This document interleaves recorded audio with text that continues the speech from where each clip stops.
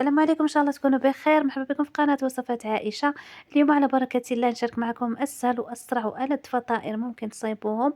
كيجيو قطنيين وخفافين فحال الريشة ورطبين، وكيجيو مهويين من الداخل وبحشو أسهل منه وألذ منه ما كاينش. يعني فطائر إلا جربتوهم أكيد غادي يعجبوكم وغادي تصايبوهم ديما.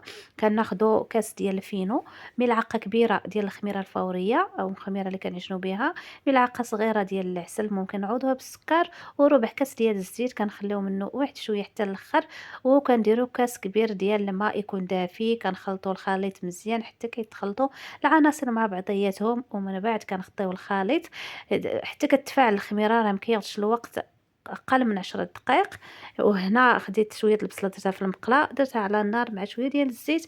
غادي نشحرها على النار، غير تشحر غير تنزل البصله باش باش تعطي المذاق ماشي طيب، غير تنزل واحد شويه كنطفيو عليها وكنخليوها باش تبرد.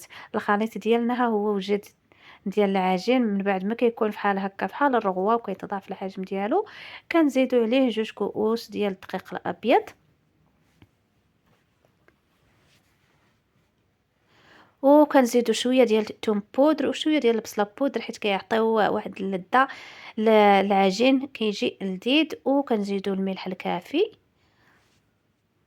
وكيس ديال خميرة الحلويات ما يعادل 7 غرام أو 8 غرام أو ملعقة صغيرة. وهنا زدت أبيض بيضة. بالنسبة للأصفر غادي نخليه حتى الآخر. كنخلطو العجين مزيان، ومن بعد ما كنحصلوا على عجينة تكون رطبة فحال هكا كما كتشوفوا، كنديروا شويه ديال الزيت اللي بقات لينا كنجمعوا بها العجينه، ومن بعد كنغطيوها وكنخليوها باش نصايبوا الحشو. بالنسبة للحشو كناخدو ديك البصلة اللي شحرنا، من بعد ما بردات مزيان كنزيدو عليها الزيتون خضر المقطع، ومن بعد كنزيدو الجبن،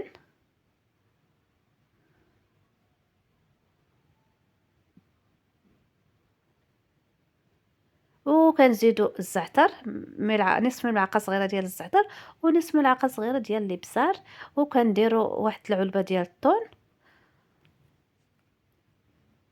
ومن بعد كنزيدو الفرماج. من بعد ما كنحكوه كنزيدوه وكنخلطوا الخليط حتى كيتخلطوا مزيان وينسجموا العناصر مع بعضياتهم.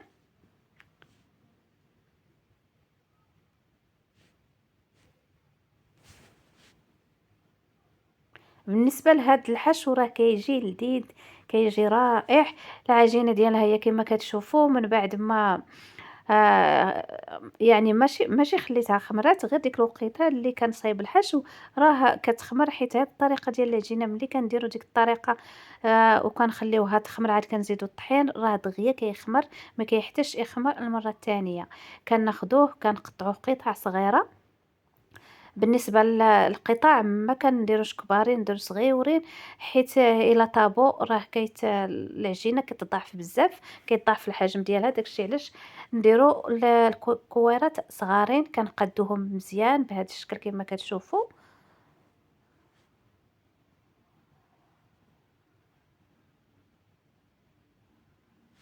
من بعد ما كنقادوهم كاملين، هنا درتهم في الطاوة،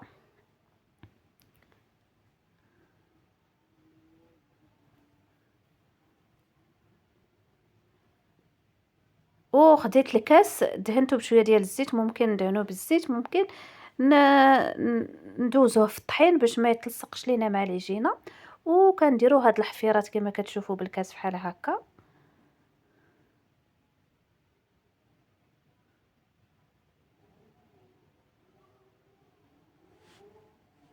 من بعد ما كنساليو العجينه كامله كنديروا فيها الحفيرات، كناخذوا صفر بيض ديال البيضه، ديك البيضه اللي استعملنا البيض ديالها في العجينه، كنزيدو عليه شويه ديال الخل باش يحيد لينا الزفاره ديال البيض.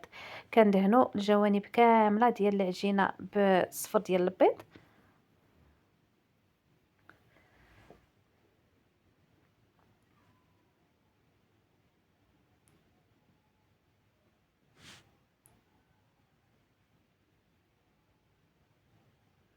من بعد ما كنساليوهم كاملين كناخدو شويه ديال السانوج، ممكن نديرو الزنجلان ولا البافو على حسب اللي بغينا وعلى حسب اللي متوفر عندنا. كنديروه كامل في الحاشيه ديال الفطائر.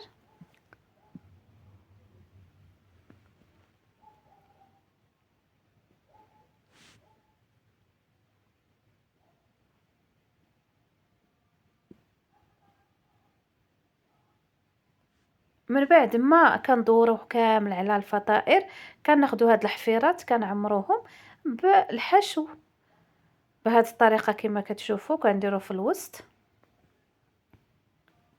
ونقادوه مزيان. من بعد ما كنساليوه كنسخنوا الفران، يعني كنسخنوا الفران قبل وكنخليوه على 180 درجه، وكندخلوا كندخلوا الفطائر ديالنا الفران، كنشعلوا الفوق والتحت حتى كيطيبوا ويتحمروا.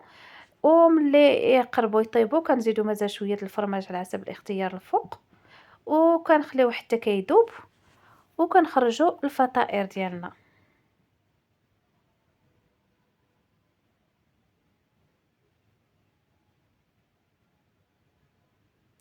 وبالنسبه للفطائر ديالنا كيجيو على هذا الشكل هذا كما كتشوفوا، كيجيو محمرين وكيجيو رطيطبين، وحتى المذاق ديالهم كيجيو لذاذين بزاف. ونتمنى تجربوهم وينالوا الاعجاب ديالكم، وان شاء الله نتلاقاو في لا فيديو